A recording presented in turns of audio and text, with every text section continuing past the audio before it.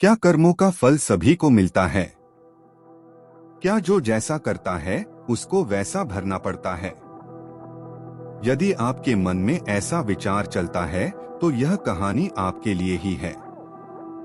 एक छोटे से शहर की सीमा के बाहर एक पहाड़ था और उसके आसपास बहुत सारी खाली जमीन थी जहां पर कोई नहीं रहता था।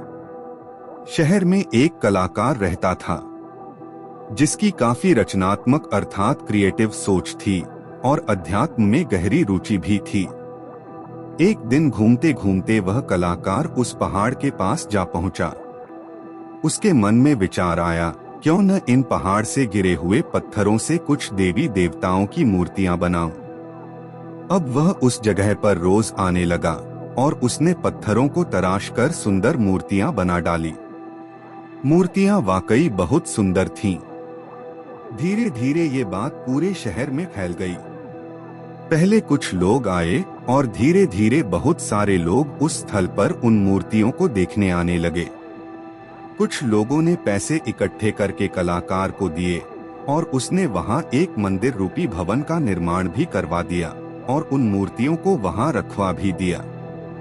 धीरे धीरे आसपास के गांव और शहर में उस सुंदर भवन और मूर्तियों की बात फैल गई। अब वह स्थल एक धार्मिक और आध्यात्मिक स्थल बन चुका था। लोग दूर दूर से आने लगे। अब तो मानो रोज ही वहां भीड़ रहती थी।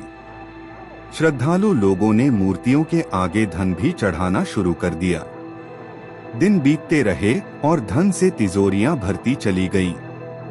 उस स्थान की लोकप्रियता को देखते हुए अब लोग भी अपना अपना काम वहीं पर जमाने लगे।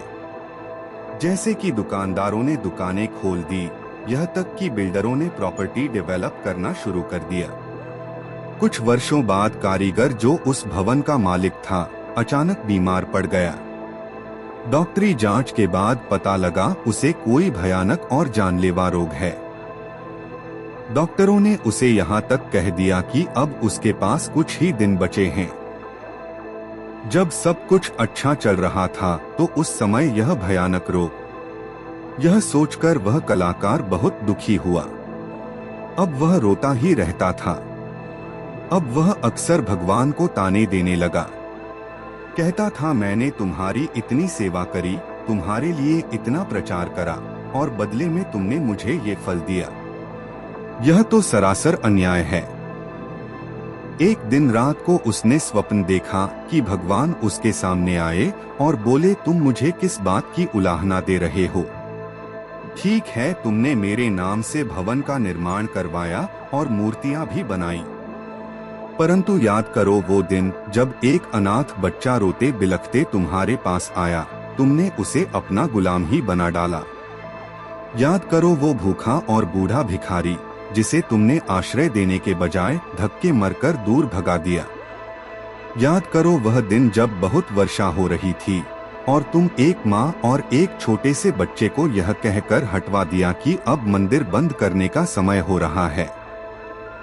वह दोनों बहुत देर तक बारिश में ही भीगते रहे।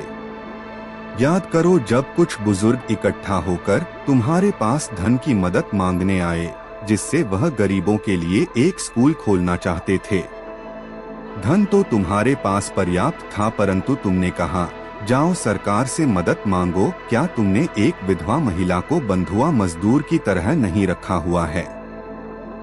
पूरा दिन तुम उससे काम लेते हो और बदले में देते हो सिर्फ 2 रोटी। भगवान ने पूछा, इतने सारे बुरे कर्मों के बाद भी तुम मुझे किस अधिकार से उलाहना दे रहे हो? तुम्हें तुम्हारे कर्मों का फल तो भोगना ही पड़ेगा। तुमने जो दुष्कर्म किए हैं उसका दंड भी अवश्य मिलेगा। बस इसी समय कलाकार की नींद खुल गई।